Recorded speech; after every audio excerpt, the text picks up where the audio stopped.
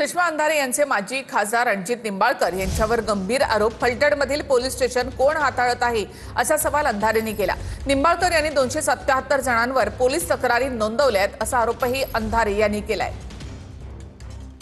सरकारी दवाखान्यात जेव्हा डॉक्टर सांगतायत की अरे हा फिजिकली अनफिट आहे, तुम्ही याला अटक नाही करू शकत, त्यावेळेला त्याला फिजिकली फिट आहे हे सांगण्यासाठी त्याच्यावर जोर जबरदस्ती करायची.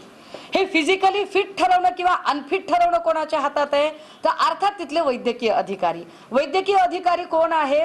संपदा मुंडे आहे. संपदा मुंडे जेव्हा सांगते की he is not physically fit, त्यावेळेला रणजितसिंह नाईक निंबाळकर आणि त्यांची लोक सांगतात की तुम्ही बीडच्या आहात म्हणून तुम्ही वाचवताय का? बीडला जर तुम्ही डाग लावणार असाल आणि बीडचं पोलीस स्टेशन राजकीय लोक हाताळत आहेत असं सांगत असाल, तर फलटण मधलं पोलीस स्टेशन कोण हाताळतो? रणजितसिंह नाईक निंबाळकर यांनी पोलिसांना हाताशी धरून किती पोलीस कंप्लेंट कराव्यात?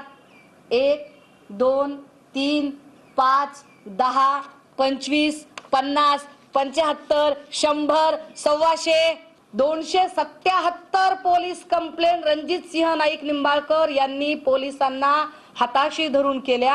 आणि ज्याच्यामध्ये पोलिसांनी काय पद्धतीने लोकांना त्रास दिला, माझ्याकडे त्या प्रत्येकाची यादी आहे.